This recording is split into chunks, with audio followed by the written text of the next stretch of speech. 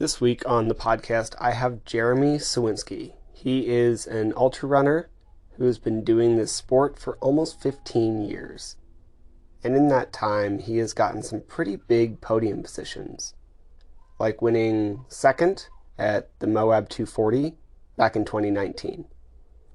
And more recently, he has done the last annual Heart of the South race, a race put on by Laz, the legend who puts on the Barkley Marathons. And if you know anything about Laz, you can assume that this race is nightmarish in more ways than one. Jeremy and I met completely by accident in a sauna at my old job. I heard him talking to someone else about ultra running, and I immediately got interested. So decided to chat after he got back from this race. In this episode, we talk about some training and nutrition things, but we also just talk about the deeper meaning of ultra running and why we do such long distances and what spurs us to put ourselves through this. It's a really good conversation, and I hope you get something out of it. So let's get to it.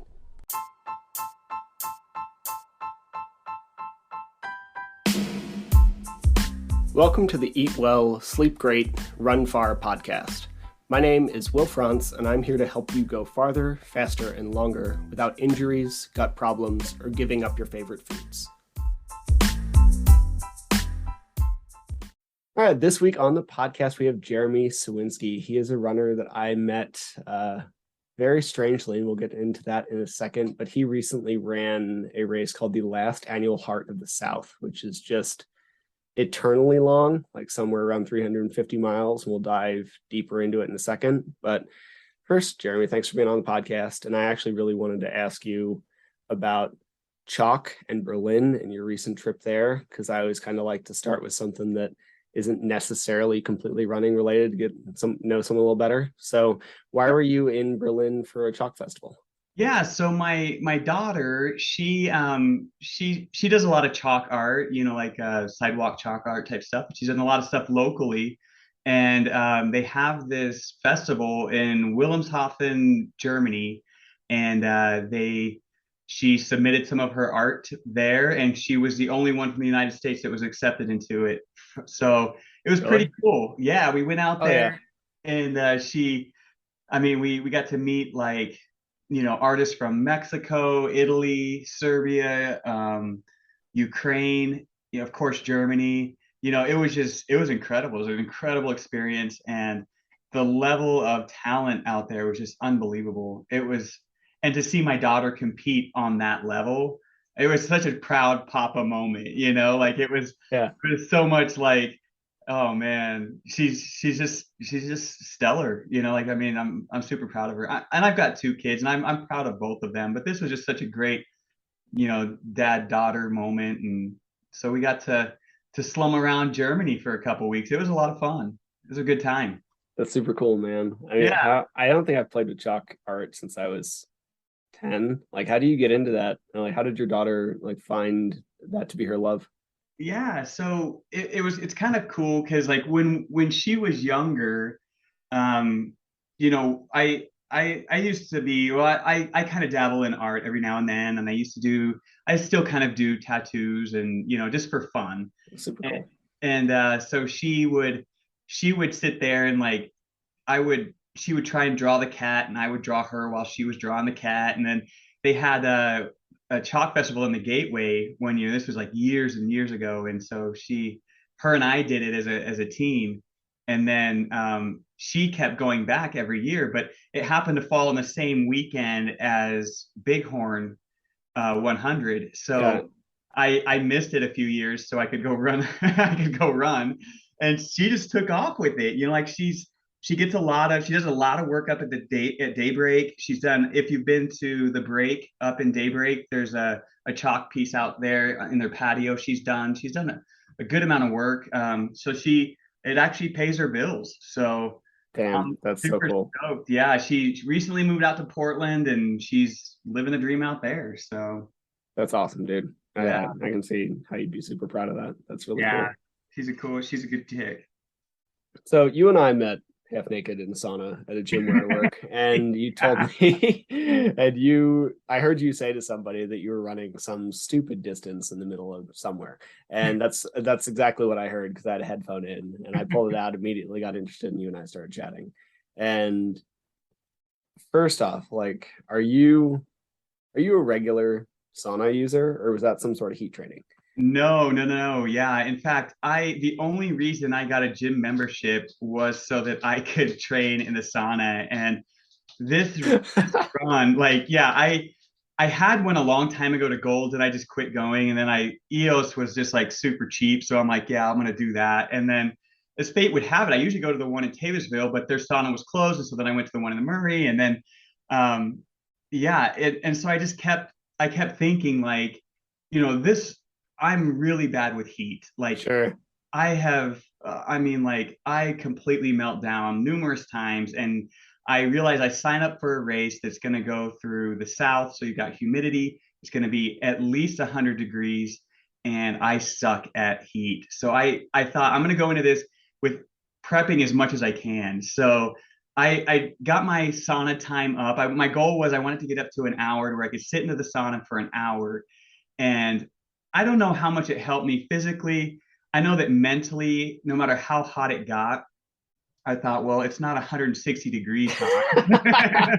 So Yeah, man. it didn't kill me in the sauna, so it's not going to kill me today. So it was, there was some comfort in knowing that no matter what life threw at me or what the course threw at me, I did everything I could think of to prep for that.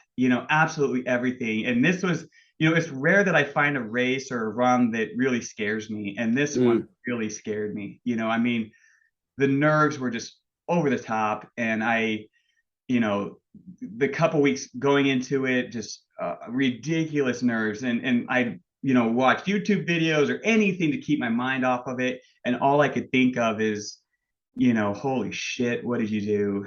Like, what did you do? Yeah. Oh man, that's awesome. Like, what about it? I mean, first, let's knock out the easy ones. Like, how long was that?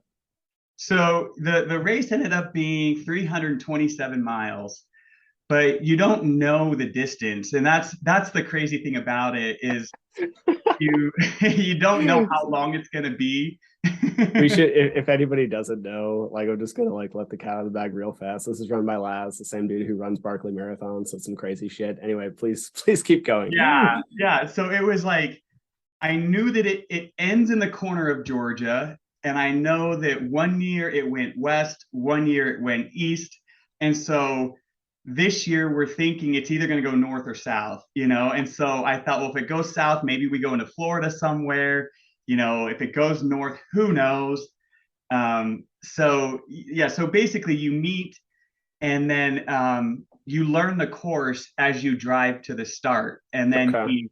he drops you off at a hotel. You have what he calls the Last Supper, where he goes over any last minute details, and he gives you the map that night. And so I was actually relieved to know that we were going north, Okay. outside of the fact that everywhere, like I was watching the Weather Channel, and every area, the Weather Channel was like record breaking heat, and I'm looking Yeah. like everywhere was just record breaking heat, and I'm like, dude, I am screwed. No matter what direction, it was very much like it, whatever, right? Yeah.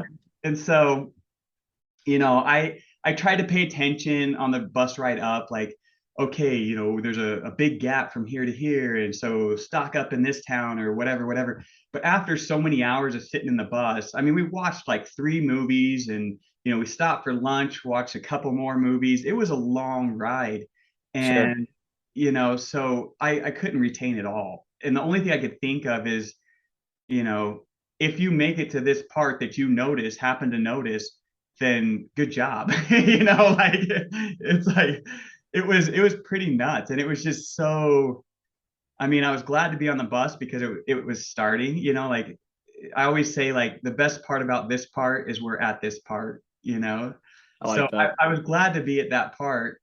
But I also tell myself, like on a 100-mile race, when you start, I will usually think like, well, in 24 hours, you'll be almost done, you know? And in this case, in 24 hours, I won't almost be done. And I even had the thought of, well, in a week, hopefully you'll be almost done. So Jesus it was Christ. a very yeah, like it was a very That's such a weird thought to have. it really is. And so it was a lot to swallow, you know, like it was a Yeah, lot to chew on and a lot to swallow. And I realized you really can't. You can't chew on that much. You know, you really you know, you that night, you know, I'm looking at the map and I'm trying to make a plan. And really all I came up with that night is I got 20 something miles. We ended up starting in Frankfort, Kentucky, and we got 20 something miles into Lexington. So I knew I had to carry enough food to get there. And then okay, from there, I would just figure it out. sure. And so all the planning, all the whatever, it just completely went out the window. Yeah, And I think that's probably not a bad thing. You know, I wish that I had kind of resigned to that fact sooner.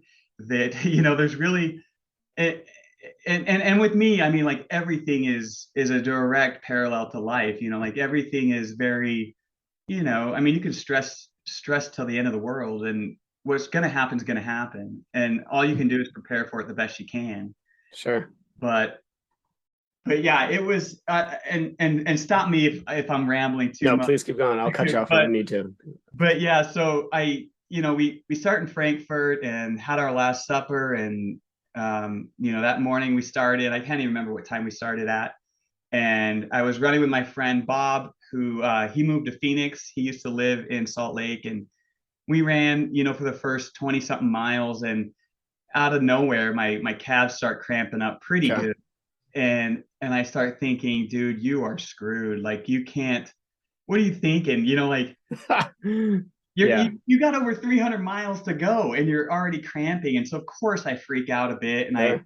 I slow it way down and I just walk, and I thought, you know, I saw Bob and this other lady we were running with, Arabelle, they took off, and then, you know, after a while it kind of just started all come back. And by the time we hit Lexington, I caught back up to Bob and Arabelle, and Bob was in bad shape, and he's throwing up, and he's in really bad shape, and he had to. I Sure. remember we stopped at like a it was like a Walgreens or something, and you know, we got like Pedialyte and all this stuff to try, and you know, Yeah. and like the absurdity of it is, like, you know, we go in there, we're buying all this stuff, and then I go out in the parking lot and we're chugging a bunch of whatever we can, and I'm just pissing on the side of the parking lot, and you know, getting dirty looks and whatever, and I didn't care, you know, it was like whatever. um Yeah.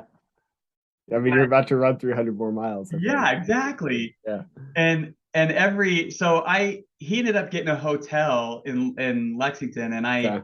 I kept going, and it was not even kind of, it was lonely.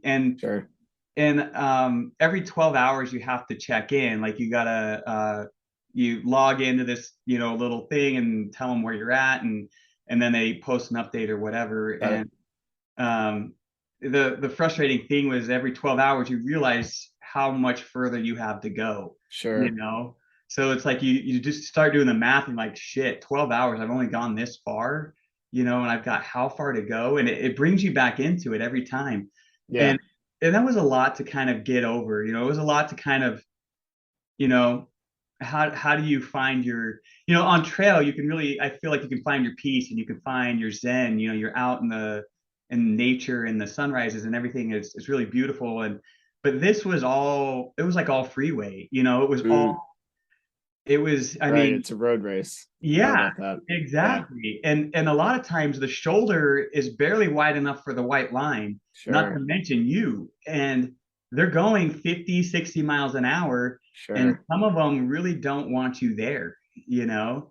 Yeah. And it really gets, you know, it takes a lot of getting used to, because you really rely and you trust on those people not to hit you. And it's scary, and it's, you know, with every surge, you know, you get this surge of adrenaline, and then it wears you down, it wears you out, and it really kind of starts to get to you. And you know, so you know, the first night I was soloed, and I hadn't quite figured out what it meant and how it what it took to survive, Mm. I thought that I would just kind of go from like gas station to gas station or town to town. But what I didn't realize is you can't, you're going to run out of water. And so you Yeah. find yourself like scavenging, like going behind like fire stations or churches or even houses and just find looking for spigots that you can basically just hopefully sneak in and grab some water. And it was really kind of it was interesting, right? Like Sure. so different, right? Yeah.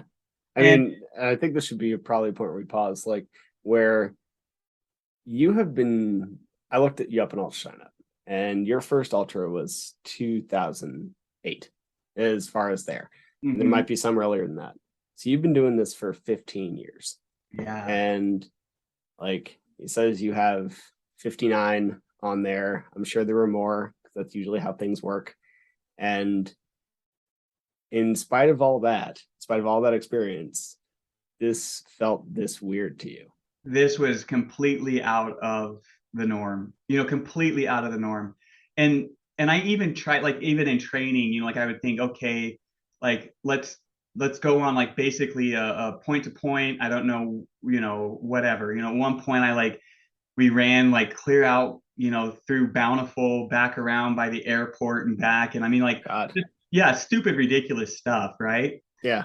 And none of that is even remotely the same. Like to be honest, it was just like, because usually on a run or a race, you get into an aid station and there's food, there's people telling you what you should eat or shouldn't eat, there's Sure. people, you can get water, you can get all this stuff and whatever.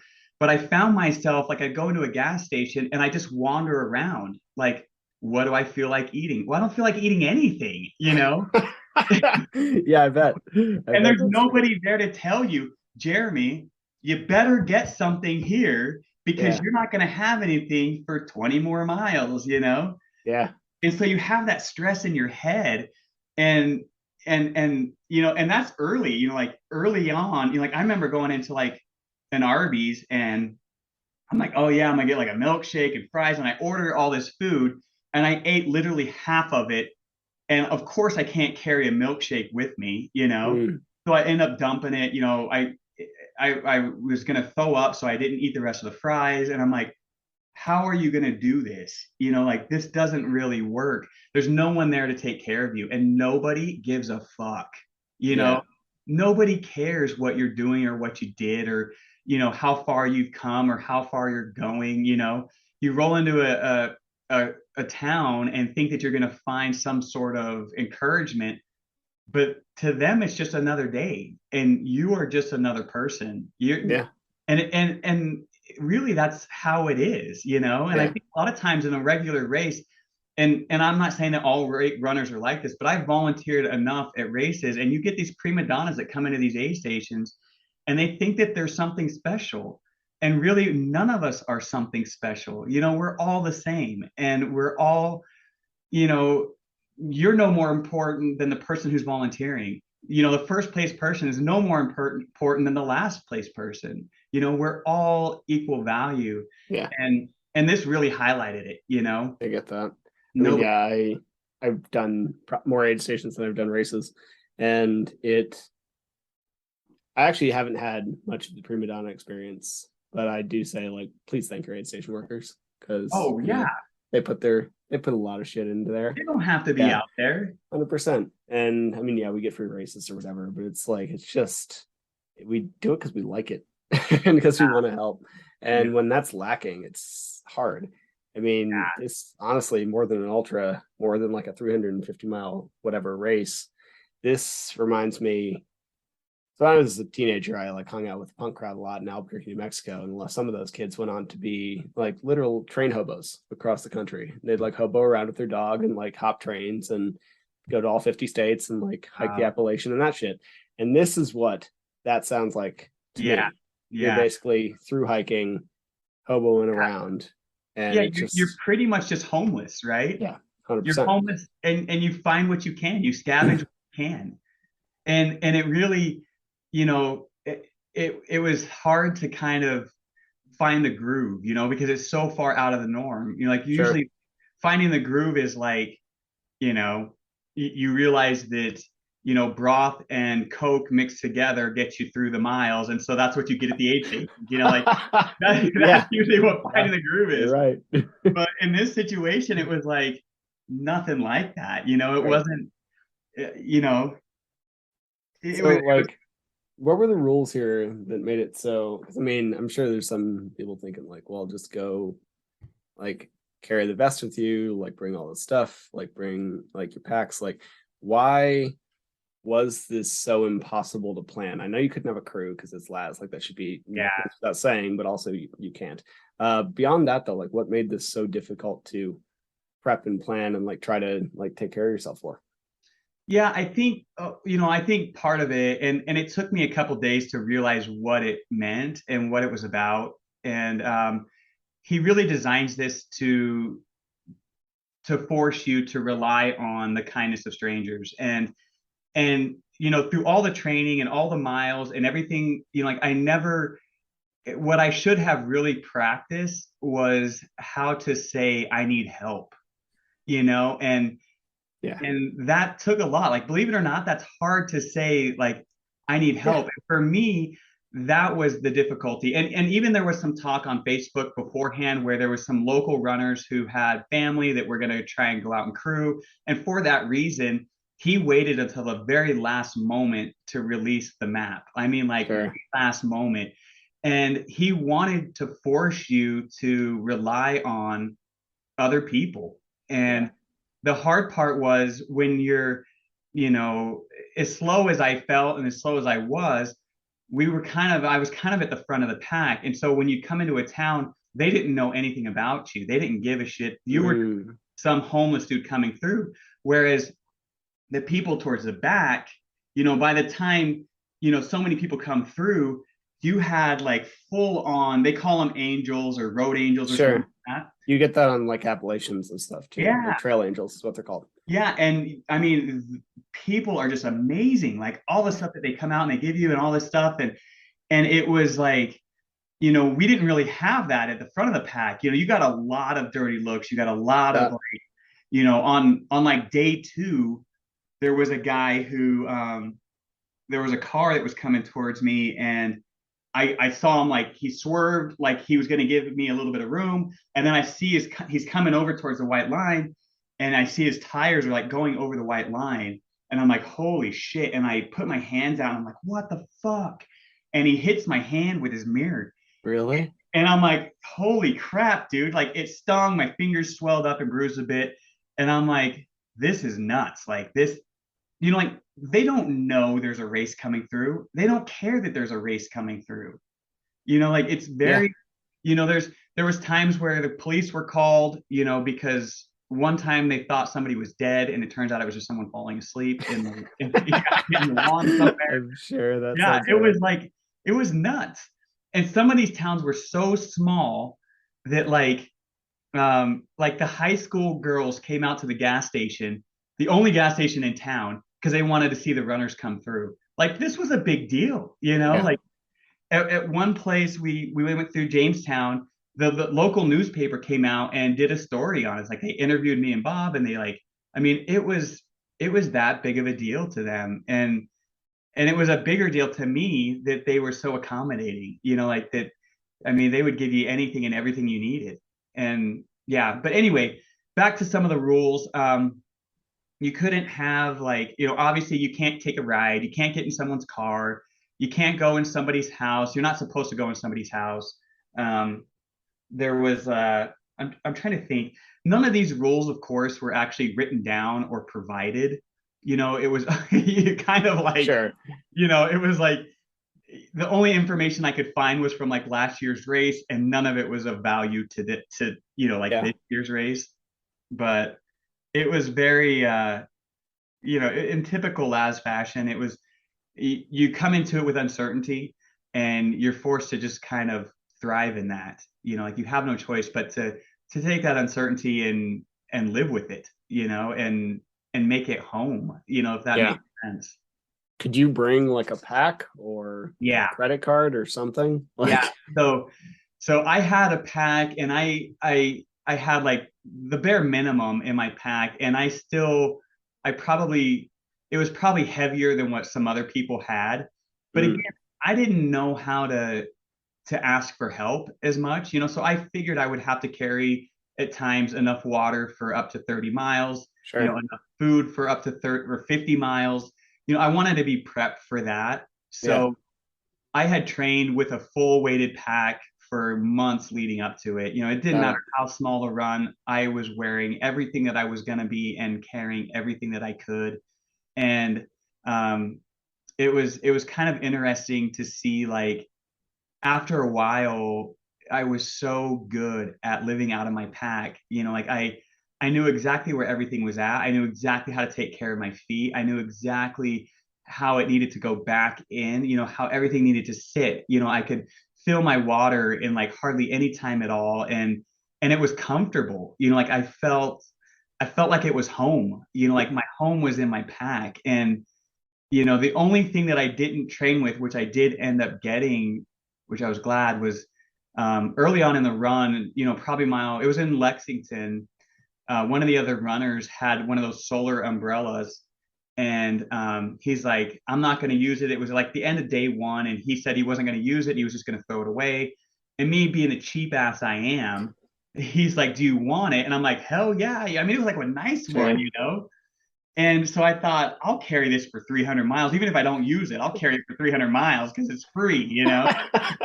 So I carried it. And the next day, like, I got to this town that I thought would have food and water. And I ended up getting water from a lady I helped her carry in her groceries, and I got water from her, but there was no food. Okay. And it was hot as hell. And it was like 10 or 11 miles to the next, town. And I'm like, what are you going to do? Like, what can you do? There's nothing you can do. And so I had to have like this come to Jesus, like, okay, Jeremy, like, here's what you're going to do. You're going to bust out that umbrella. You're going to pretend like you're in the shade, and you're just going to go. And so from then on, up until like towards the end, the umbrella was my saving grace. Like I love, Sure. like I looked like a Yeah. total idiot, but I love that thing. Yeah, I bet. That's awesome. I kind of love that. Yeah. So I asked this question of everybody on here and of everybody I coach, and this is even more applicable. Why do this shit? Because like Oh, ultras are hard, right? yeah. And I asked this specifically of the athletes I'm about to coach, like in intakes, because like I think it matters. Yeah. And I think we're all chasing something. Yeah. But you've been doing ultras for near on a decade and a half. And why keep doing it? And why pursue something this heinous? Yeah. Yeah. Yeah. Yeah. That's a good question. And I guess it kind of all started, I mean, back a long time ago before I even got into ultras and just kind of, like I didn't run in high school and I hated running, ran for Okay. basketball, but it wasn't fun. And, Sure. Yeah, me you too. know, Same still. yeah, I'm not a runner. Well, I am now, exactly. but wasn't Yeah. until about a year ago. And a long time ago, I was in my early 20s, and my brother was 18 and he died unexpectedly. And Shit, man, I'm sorry. That oh, sucks. yeah, it's been a while, but I mean, like, sure, but still sucks. yeah, and that kind of like kicked it off. Like I needed something to help, the physical pain. I needed the emotional pain to match the physical pain. Yeah. And so I realized, like, you can only cry so much when you run, because you got to breathe. And so Yeah. I would just run and run and run till it felt better, and then I would run home. And that's kind of what got me started. And then from there it was, I literally went from 5Ks to marathons. I didn't do any half marathons in between. And then training for a marathon, I realized there was bigger stuff. And so then I'm like, holy shit, well, if they can do it, I can do it. And my first ultra was like around Lake Tahoe. It was like the 72 miler. It was all road training for that. And I realized there was Wasatch 100. I'm like, what the hell? You like 100 miles? And so then it just got like everything. Like every time it didn't kill me, I realized, like, well, what next? Like what next? And if I think to myself, if somebody else can do it, I can do it. But I agree 100% around we're all chasing something or we're running from something, and I don't think that normal people run like that. And I think there's like, like of course being healthy and staying fit and whatever, that's important. But let's be honest, like you run 3 5 miles a day, you'll be healthy, like Yeah, I mean, we can admit like you're training like a high level athlete, high level sports are not healthy. And that's no, fine. I'm not saying it's a bad thing. There's other reasons to do this shit. yeah. But we can say that. And I mean, you clearly found a thing you're good at too. There's definitely a talent. Like you've got second in Moab the year Michael McKnight won. Like you're That was just pure good. luck. I mean, don't do that. Like Pure luck. I mean, we could say that, but it's not. And like there's some skill to that. But there's also like a lot of work, and I appreciate that too. It's hard, man. It Shit's is hard. it Yeah, and that's what I found with like the longer the distance is it's less physical ability and more heart, like what I mean, there's obviously you got to prep and you got to train for it, right? Like you want to go into it prepared, but Yeah. at one point you're going to be to like, holy fuck, what did I do? You know, Yeah. I am not ready for this. This is Yeah. nothing like what I thought it would be. And what do you do with that, right? And in some regards, isn't life like that, you know? Yeah. And that's kind of the cool thing. But I definitely think I'm running from demons, and I think everybody has them. And I think that every time I don't die, I think, well, that didn't kill me. So what, you know, yeah, and there's been a couple runs where I've felt like that was too much, and mostly heat related.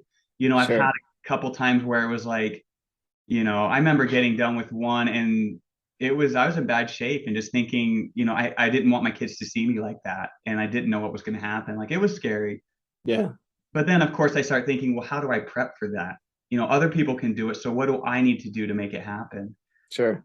So Heart of the South for me was a big test on that because you know, physically wise, like that was a big thing. It was a big hurdle to overcome for me. And they, like after 2 days, they say like 2 or 3 days you're acclimated. And so through the first couple of days, I'm like, just get to that, just get to 3 days and you'll be good. And when I got to that, I felt good. But the downside is I had like this incredible like emotional breakdown, and it was something that I could not have trained for, I couldn't have prepped for, and it was scary. I mean, like I had been alone for, I don't know, the better part of a day and a half, maybe longer.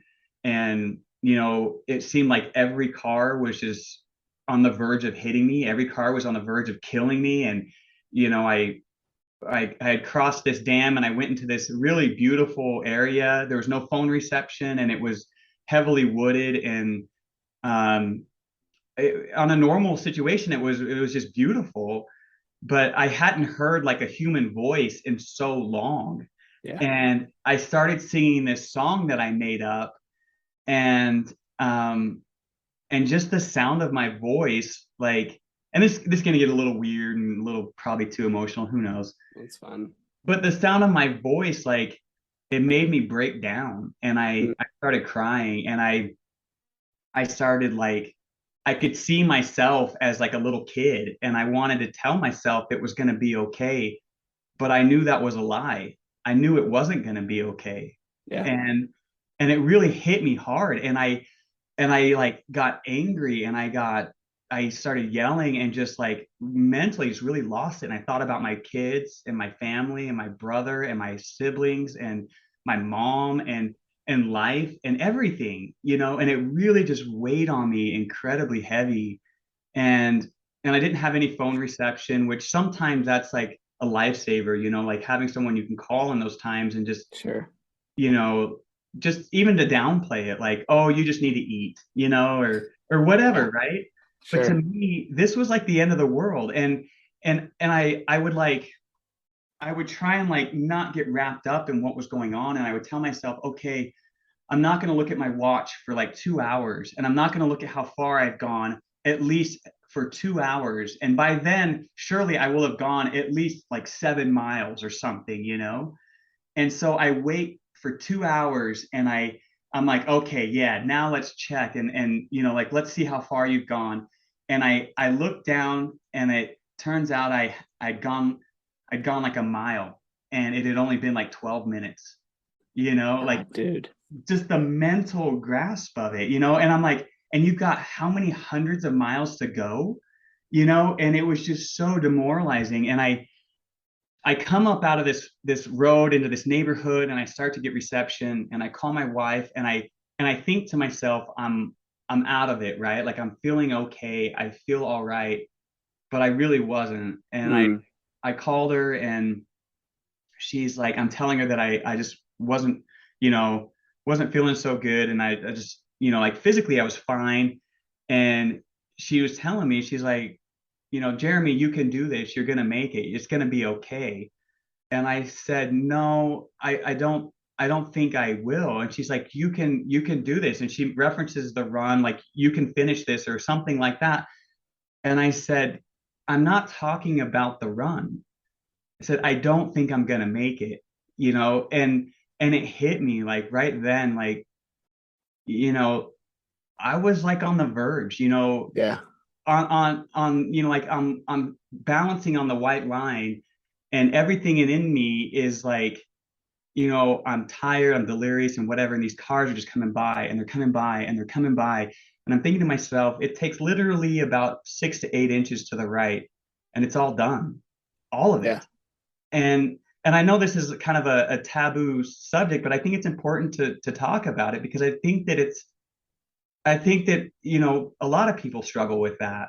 Oh, And but yeah, like everybody on this, sorry, but like knows that I like, you don't, so you should know this. I struggle with depression. My dad struggled with depression, like the whole thing. So like, safe place, absolutely.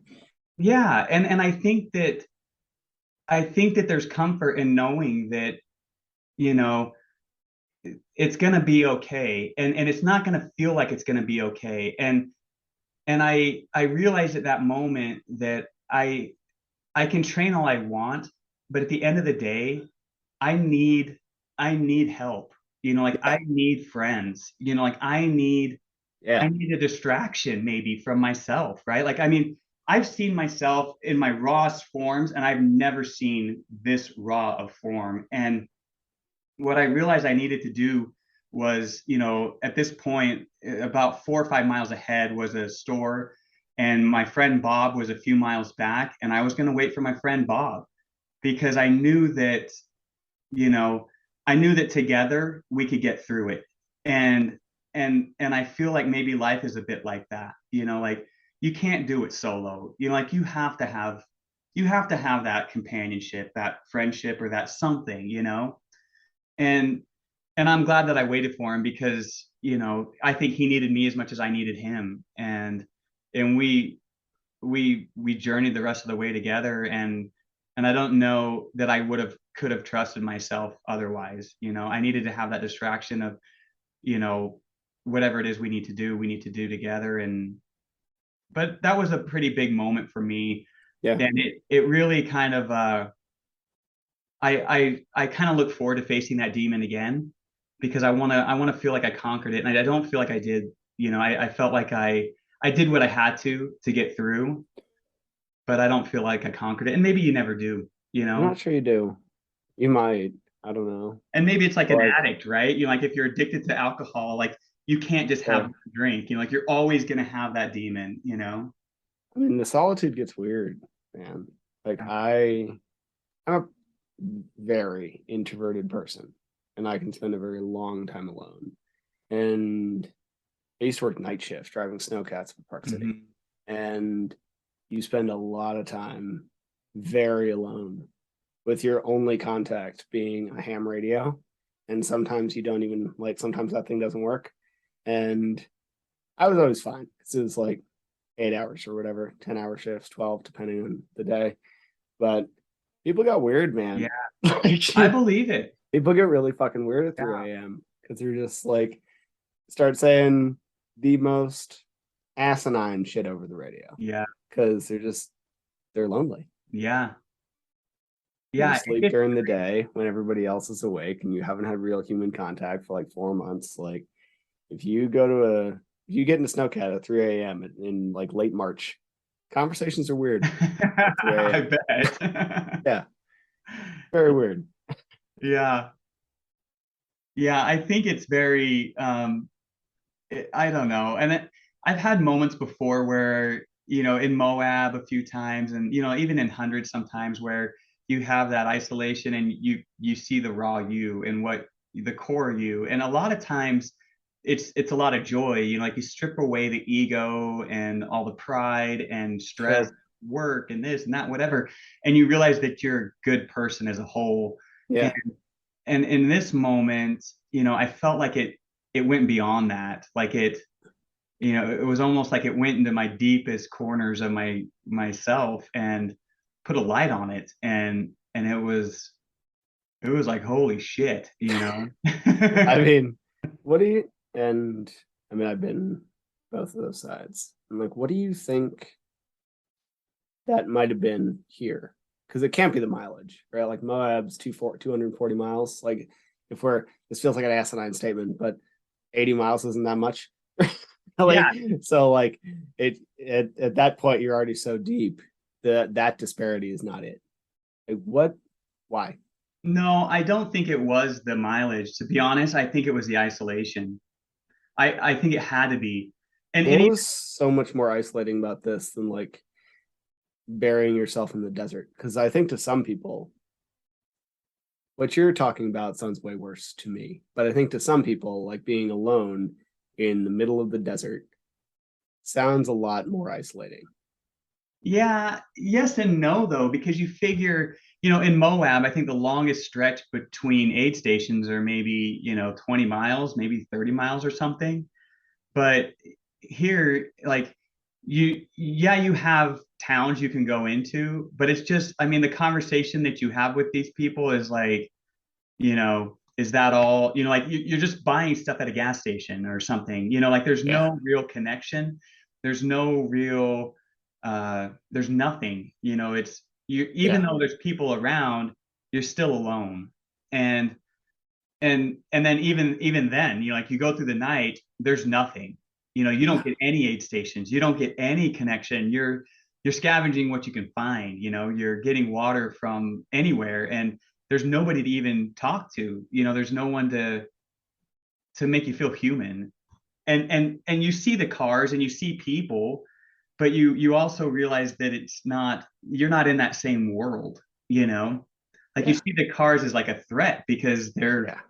potentially going to hit you, or it's very, to me, it felt very different. Like I didn't find, um, it took me a while to find the heart of the South, Yeah. and I think that I finally did when we hit Jamestown, Tennessee, I think. And then it was different. And I think part of it too was because it's also when I kind of opened myself up as well. Like it wasn't like I'm just going to do this on my own. It was more like I really need your guys' help, like even if it's just a conversation. And I remember I walked into a gas station and bought, like lottery tickets, which normally I don't even, whatever. But everyone in the gas station was super nice. And I don't know, like I've got a YouTube video that I pieced together that I kind of, some of the more fun things I kind of highlighted in that. But it was, everybody was really nice. And we were going through town and people are like stopping and asking what's going on and if we need anything. And like, I mean, we try to find a place in the shade to like sit and sleep, and we couldn't because so many people wanted to talk to us. And it was just amazing. Like it was amazing how nice everyone was. And it was such a high and it was such an incredible moment. Um, and I love that town. I mean, it was the most rundown, speck of on the map type of town. And it was beautiful. It had its quirks and its odd things, but it was great. And you kind of had to be careful with those too, because you would get these highs and the lows are coming. I mean, the pendulum swings heavy, and and it seems, Absolutely. you're kind of like, I'm gonna pay for this later. I know that I will. And I remember like, I had two Jeremys. I had like the well-rested Jeremy and the less rested Jeremy. And I would like, when I would get some sleep and I'd like, make a plan, and I would like, okay, I would actually go through the map, and I would like, at mile whatever, there's a church, you can sleep there if you need, there's, like, map it out, like get food here, do this, do that. And I would do that to try and get myself through the night. And I would know that nighttime Jeremy is going to be like, daytime Jeremy's a dick. He has no idea what the fuck he's doing. Yeah, man. And I would tell myself, okay, so when nighttime Jeremy says that, just tell him, just chill out. Daytime Jeremy will fix it tomorrow, And so, like, sure enough, nighttime Jeremy come around, and I'm like, what were you thinking? This is total ridiculous, and there's nothing open, and whatever, and like, I just remember like the stress of, before I had figured out the nighttime daytime Jeremy was, I would scroll through the map, and as I'm scrolling, I'm falling asleep, and the pressure of like, you've got to plan what you're going to do or you're not going to make it. You've got to plan. You got to plan. But I don't think you do have to plan. I think it's going to happen the way it's supposed to happen. Mm. And I wish I could have let go of that earlier, because there was so much stress. There was so much like uncertainty and that pressure of like, oh shit, like what am I going to do for the next 30, 40 miles? And you know what you're going to do? You're going to suffer. That's what you're going to do. It doesn't matter what you plan on. You're just going to suffer. Yeah. And you're going to love it. Like, it was just, like, I'd come up with some stupid idea of like, there's two types of food. There's like the A food and the B food. And A food is what's in your pockets, and B food is like burritos that you put in your pack, And so we had to get both kinds of food. And, it was just like so planned out, or I tried to, but I was so unsuccessful. And I love that, at the end of it, all you really need is what you need for that moment. And beyond that, you'll figure it out then. Yeah. It's not like, you're not going to make or break the next 50 miles by what you do right now. Once you get that far in, you're screwed no matter what. So Yeah. you just got to survive. Really, that's all you have to do. And So it's beautiful. yeah, I mean, there's a kind of a piece to that, and I get that, and I feel like there's some like application to life there as well. Like some days you just kind of keep rolling. Mm-hmm. And I think earlier you touched on like to me, there's always been a big distinction between like being alone and loneliness. Mm-hmm. And those are not the same. No. Right. And like figuring out how to get through the lonely pieces is hard. So like if you're, I don't know, this deep in, how did all this turn out? I mean, I know you finished, so like spoil the ending, but how'd we end up? How did it end? Yeah, so it really, I mean, it was really kind of cool, kind of interesting. After me and Bob had met up, I had a lot of purpose in taking care of us as a group. And by the time we got to Chattanooga, I was very was out of it. And especially like the last day, I didn't know, like, it didn't click. Like, I knew I was with some sort of organization, but I didn't realize what I was doing. And I found that I had like forgotten everything I had learned. And I was so worried I would forget all of the stuff and all of the lessons that I had learned and all of the stories that I wanted to remember. And I had to really rely on Bob to get me through, the last days specifically. And it was just hot as fuck. And oh my gosh, dude, it was unbelievably hot. And we there was a point where we're, running out of water, and we find this house finally that well, a couple things, same stretch. I know this is kind of a tangent, but I found this little house in the last day. It was like this little shed type thing, and the doors were blown out and or blown in, and the roof was gone. And there's this pipe coming out of the mountain in this big basin, and there's water coming right out of this pipe, and it's into this basin. And I'm like, holy shit! I found a spring. We're saved. This is great. And Right. I'm chugging it before I can even think to even question it, right? And I tell Bob we're good to go. And Oh, he comes in, he's like, well, I don't know, maybe we shouldn't drink it. And I'm like, dude, I don't care. I'm drinking it. And he looks on the inside of the door, there's a sign that says, do not drink, not fit for human consumption. And so I thought, well, at this point, I'm pretty much hosed. But it didn't end up killing me. And we there was a couple really nice people that we ran into. good. We found Yeah, we found this house that was more like an old motel, and they it was like a junkyard out in the front, and there was trees growing through, broken windows in the center. The center unit had like an air conditioning unit that was on, and I go banging on the door, and I'm like trying to see if I can find a spigot, and nobody's answering, but I can hear TV's on inside. Okay.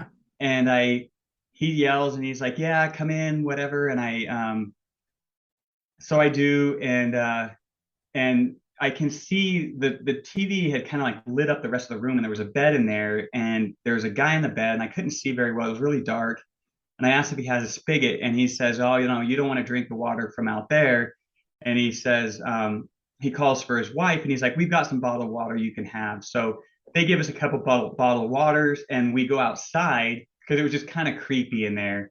And by this time, he had made his way out of bed, and it turns out that he's missing a leg, and he's in his wheelchair. Mm.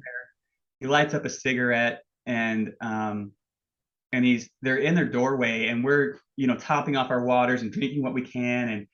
And they said, "Hey, it's really hot outside. Do you guys want some ice?" And I'm like, "Fuck yeah, I want some ice." So we go back in, and they're telling us about this ice machine that they had, that they're just like super proud of. And she pulls out this plastic bag that's clearly not made for ice. She cut it off the bottom of something that she Mm. found, and she's holding this ice like it's a baby. Like, I mean, like, this is like, they're pretty excited for us to see this ice machine and this ice that it made. And she's telling us, "Don't worry, go ahead, use it all because it'll make more." And I'm filling up my bladder with ice and my bottles with ice, and I leave there, and I'm thinking to myself, they literally had nothing to give. Yeah. Everything that they could, they did. Yeah. And I thought, man, like, what an incredible moment, like, to feel like these people are the type of people that I feel like I should be giving to them. But for me to have to take help from them, and for them to be able to help me, it was such a role reversal. Yeah. And it really kind of opened my eyes to the generosity of people versus, like, how often do I give like that? Do I give like that? And the answer is probably no. I probably don't. Yeah. I don't think most of us do. Yeah, and that was a pretty big moment. So anyway, that was on our way to the finish in the last day, and luckily they were there because they really saved our asses. And we go, it was like 107 degrees or something ridiculous like that, and it was so hot, like you could feel, like I'd get like goosebumps coming up from my legs because of like the heat just radiating off the pavement. Sure. And and in typical Laz fashion, he has these like stupid ass signs when you get close, and it says something's dumb, like only 1 mile to go, but it's really like 5 miles, and it'll say something like almost there, and you're like, yeah, yeah, whatever. Like, you can see it on your Google Maps, like, you're not almost there, but in the grand scheme, you are almost there in comparison. But every little turn, and like you go through this stupid, like, I don't know, cornfield type thing. I don't know what it is. And and I got so pissed off at these dumbass signs. Like, I was like fuming pissed. And I didn't want to give him the satisfaction of like taking these signs and throwing them into the woods, because I knew that's what he was getting at. And we get to the finish, and I don't know, for some reason it's like some rock, like you got to go. I don't know. There's some logic to it that I don't quite understand. And and we get done, and we were sitting there kind of just, talking about our adventures. And there was two things that we talked about and that I asked him that really stuck out in my mind. And the first thing was, we were talking about the lady who was winning the race early on, and she was so thirsty that she was picking up bottles on the side of the freeway and drinking them. She said as long as she knew they weren't pee, she would just drink them. And because you see them everywhere, right? Sure. Yeah. And I said, holy shit, I would never do that. And he looked at me and he said, well, you've just never been thirsty enough.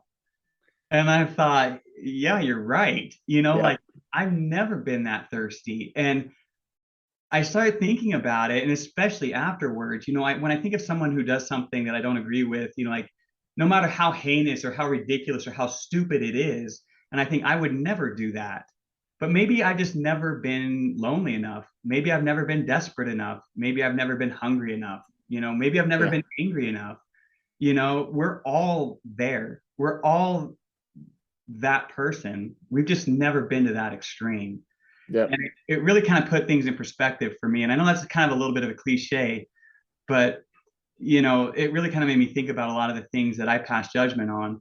And the other thing that we talked about, I had asked him, what was the biggest excuses for biggest reasons why people dropped out? Like, because Sure. I was curious, like, was it the heat? Was it the cars? What was it? And he didn't tell me what it was, but what he did say was that the excuses he got from the people who quit the race were the same excuses as the people who finished the race. And he said the only difference was the people who finished just kept going. And I'm like, especially afterwards when it all sat and it processed with me, again, that's like life. We all have the same excuses. We all have those thoughts of suicide, or we all have those things, those reasons why we should quit. Sure. But do we keep going? Like that's the question. And what is it going to take for you to stay on the left side of the white line? Like what is that? Is it a friend? Is it, like we all have that reason to step across the line, but do we, and my biggest win for me personally on this whole journey wasn't the finish line. It was that I stayed on the left side of the white line. For me, that's what it was. In reality, I felt like I could have gone forever. Like Yeah. really the only thing that stopped me was the finish line. Like that was it. I could have lived out there indefinitely, I felt like. Yeah. I can see that. And at the It's end, cool, man. and it was hard because like every 12 hours you're reminded it's a race, right? And then you get done and everybody's like, oh, good job, you finished top whatever. And you're like, no, you're not getting it, dude. You're not getting it, Oh, You're dude, that must missing be such a something big. weird perspective. Like, I've had friends who've done like the PCT and shit, and they just like that you get lost in it for months, and then when you come out of it, like you have to return to life, and they're just You like, can't. I don't fucking know how to do this anymore. Like, Yeah, you can't. There's just no way. Like, how do you go back to work and you think, yeah, I give a shit? Like the job's going out late. I don't care, oh, You yeah, know what it's I need? weird, dude. It's Yeah, like I need literally I need a little bit of water, a little bit of food, and a little bit of shade. And that's it, you know? yeah, it's very strange. It's a Mhm. strange like perspective builder to do something like that. Yeah. Yeah, it was beautiful. I love it and I miss it. Good. As much as I swore it off when I got done, I thought, I thought to myself, what would I do different next time? And even in asking that question, I realized you're going to do it again. You're Oh going to yeah. have a hard time not doing it again. I don't know how I can't. Today I was mapping out a course to West Yellowstone. And I'm like thinking, yeah, I'll go through Jackson Hole. Like I think I can do it. Go up through Bear Lake and it'll be about 400 miles. And I'll just tell my wife, I'll meet you in West Yellowstone in a week. Like how do you Cool. not, you know? That's cool. Yeah. It's pretty nuts. I do miss it. It's hard to get back to normal shit, and I bet. even having that time with my friend, and it's yeah. One day we'll be old and we won't be able to do that stuff. Yeah, it's a hard thing. Like I spent most of my 20s like traveling and doing whatever the hell I wanted to do. And I miss it. And it makes it very hard for me to take many things seriously, which makes me very happy to have found at least some semblance of a career in like fitness and ultra running and like coaching people who also have at least like a similar mentality of Mhm. just like fucking chaos in your brain. Because like I Yeah. need I need that. Like I was gonna be a lawyer, man. And like Dang. I did like two internships and I was like, I don't understand your head. so, like, so like I've just been searching for a very long time to like find this weird place and I fell ass backwards into it because I think that's just there. Like the chaos is there. Yeah. And it's really hard to place that into what we have considered like normal society Like sometimes. stability and, Yeah. like, yeah, what's acceptable, I don't know, man. Like I really struggle with it. Yeah. I hear you. Yeah. I hear you. But well, cool, man. Thanks for chatting. I have a couple like quick ones. Like love to hear something that you're really proud of that does not relate to running long distances. Oh man. Oh, let's see. Super proud of my kids, obviously. Oh yeah. On a side note, I, I'm really big into ponds for some reason. Like I What don't do you know. mean? Like I built a pond in my backyard, and it's I Okay. got like koi in there, and Oh like, shit. oh yeah, I'm like, I'm actually looking into like maybe doing it for a living. Like I love it that much. Like I want to do like Really? swimming ponds and like, like so basically instead of like a swimming pool, it's like a swimming hole, Yeah. like out in the country and it's in your backyard and I it's mean, yeah, man. I used to work landscaping up in Park City. People build that shit all the time. You could yeah, you could do that. Absolutely. Yeah. I love that stuff, like the science behind it, like I love that shit. Yeah, I'm That's pretty fascinating. yeah. I mean, I find too that like there's nothing that I get into that I just do half-assed, like it's always like Yeah, that sounds right. 100%, like Yeah. ridiculously obsessed over it. Like I'm studying like how to, medicate koi and like, the whole ridiculous science behind it. And oh man, but I just when I'm passionate about something, I really dive into that. And Yeah. even like odd enough too, like I taught myself how to code, so I write code Sweet. for work, It's you know, awesome. stupid stuff like that. Like, where did that come from? Like it's just Mhm. I get excited about something and I run with it. But I feel that. Sign up from this. I yeah, get that. Yeah. which is kind of why I'm like, oh well, shit, you didn't die in 300 miles. What about 500? Yeah. Can you do that? Absolutely. And then I start Try to looking do like a at, transcon. yeah, exactly. Well, and then now like people on Facebook, they're like I'm getting friend requests from are like have done transcon, and I'm like, Mm, well, shit, they did it. yeah. Like why can't I? Take a couple months off. I don't know how long it takes, and just figure it Well, out. I'm friends with Matt Shepard. He lives in Canada, and he just paced Dave Proctor on his like trans Canadian FKT, and it's cool, man. It's cool to Yeah, hear about. Like he's gonna be by the time this comes out, that interview will already be out, and it's a cool thing to hear about. Just the yeah. like the effort and the push and what it took and the like 68 days of straight bullshit and running on a broken ankle because he was so close to like it wasn't close to it. It was like 17 days, but he put in 50 already. So like, That's close. just yeah, Yeah, exactly. yeah, Relative one more mile. So it's yeah, just it's hard, man, to like and I guess Matt was saying like even after because he's single person like pacing and crewing for him. So he'd like drive ahead and then pull back and do all the shit. And he just like the monotony was almost peaceful. And like the what that was like there was a happiness to the consistency of it, even though it was like very chaotic consistency. yeah, yeah. Yeah, I can't imagine, right? Like thinking, like even going, to heart of the South and thinking, well, the cutoff is 10 days. So at 10 days, they're pulling Jesus, you out. so long. Yeah. So the thought of like Worst case, you'll be out here for 10 days. But transcon, like, So it's holy, like 2 months. yeah. Yeah. Like thinking in a month, I might be halfway done, you know? Freak, Yes. dude. It's nuts. I love it. So, and that's one last thing. Like, what's one message you would like to get out to the world? Uh, I don't know. Probably it's probably find what keeps you on the left side of the white line, you Love know, that. That's really good. whatever it might be, whether it's a song, a pet, a friend, you know, whatever it is, stay on the left side of the white line. I like that a lot. Yeah. Well, cool, man. I think it's a good note to end on. If you have anything else to add, go for it. Otherwise, No, I really appreciate the time, and I hope that there was at least something good out of it, that something at least entertaining, you know. So yeah. Well, thanks, Jeremy. I really appreciate it. From a likewise. weird, completely chance meeting in a sauna, I really appreciate having this conversation with you. That was crazy. It was crazy.